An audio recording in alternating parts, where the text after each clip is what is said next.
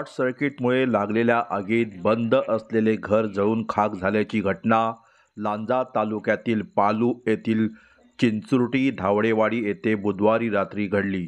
या घरातील कुटुंब कामानिमित्त मुंबईला राहत असल्याने सुदैवाने जीवितहानी टळली आहे। लांजा तालुक्यातील पूर्व भागात असलेल्या पालू चिंचुर्टी धावडेवाडी येथे प्रकाश रघुनाथ धावडे यांचे कौलारू घर आहे। धावडे यांचे सर्व कुटुंब नोकरी व्यवसायानिमित्त मुंबईत राहते, त्यामुळे हे घर बंद असते। बुधवारी रात्री 12 वाजण्याच्या दरम्यान अचानक घराला आग लागली।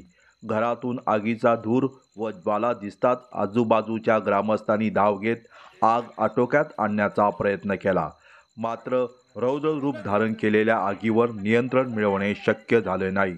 त्यामुळे काही क्षणात संपूर्ण घर आगीच्या भक्ष्यस्थानी पडले। यामुळे घरातील भांडी कुंडी, कपडे, अन्य साहित्य जळून खाक झाले। आगीबाबत ग्रामस्थांनी पोलीस पाटील तसेच तहसीलदार यांना माहिती दिली।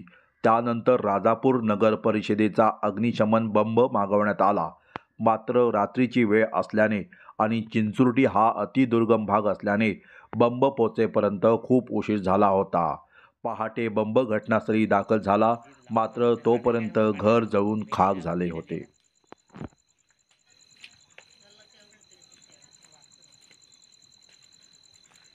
ते जॉईन केल्यानंतर माणसं होतेच त्यांना कोणतरी इथे काय केलं बोलत नाही तर बायकांनी काय समजते मी एकटं सांगू काय किती हाडा खातो नाही म्हणजे गुराढोराची कायम सांगितलं त्याला हे इथे मध्ये लागेल ना